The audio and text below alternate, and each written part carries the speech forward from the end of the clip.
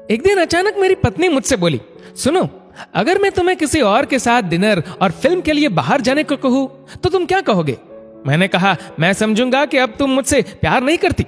उसने कहा, मैं तुमसे प्यार करती हूं, लेकिन मुझे पता है कि वह औरत भी आपसे बहुत प्यार करती है और आपके साथ कुछ समय बिताना उनके लिए सपने जैसा होगा। वह अन्य औरत कोई और नहीं, मेरी माँ थी, जो मुझसे अलग अकेली रहती थी। अपनी व्यस्तता के कारण मैं उनसे मिलने कभी कभी ही जा पाता था। मैंने माँ को फोन कर उन्हें अपने साथ रात के खाने और एक फिल्म के लिए बाहर चलने के लिए कहा। तुम ठीक तो हो ना? तुम दोनों के बीच कोई परेशानी तो नहीं? माँ ने पूछा। मेरी माँ थोड़ा शक्की मिजाज की औरत थी। उनके लिए मेरा इस किस्म का फोन मेरी किसी परेशानी का संकेत था। नहीं नहीं, कोई परेशानी नहीं माँ, बस मैंने सोचा था कि आपके साथ बाहर जाना एक सुखद एहसास होगा। मैंने साथ ही कहा, बस हम दोनों ही चलेंगे।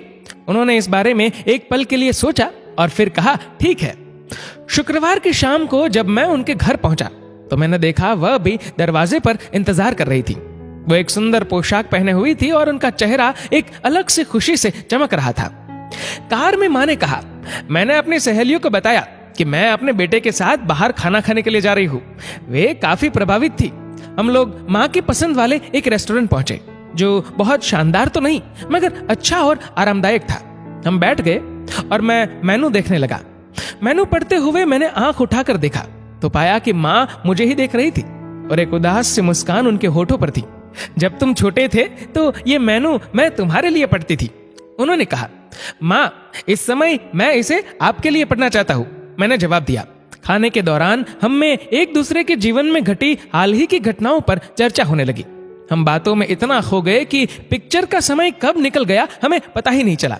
बाद में वापस घर लौटते समय माँ ने कहा कि अगर अगली बार मैं उन्हें बिल का पेमेंट करने दूं तो वो मेरे साथ दोबारा डिनर के लिए आना चाहेंगी। मैंने कहा, माँ जब आप चाहो, और बिल पेमेंट कौन करता है इससे क्या फर्क पड़ता है? माँ ने कहा कि फर्क पड़ता है और अगली बार बिल वही पे करेंगी।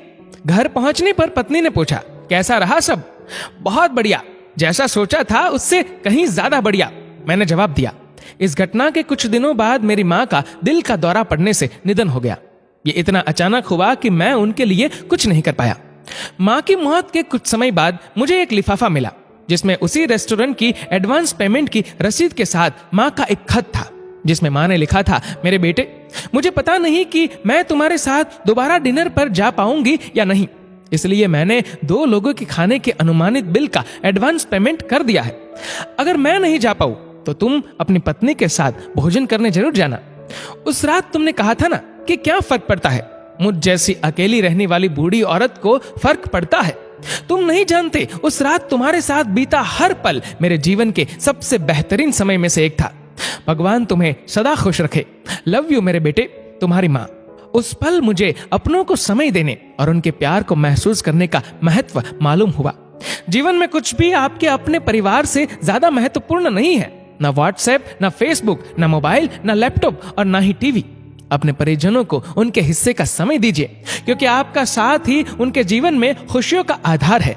इस मैसेज को उन सब लोगों के साथ शेयर कीजिए जिनके बूढ़े माता पिता हो, जिनके छोटे बच्चे हो और जिनको प्यार करने वाला और उनका इंतजार करने वाला कोई हो, क्योंकि धन तो आता जाता रहता है मगर अपने चले जाए तो लौट के नहीं आते।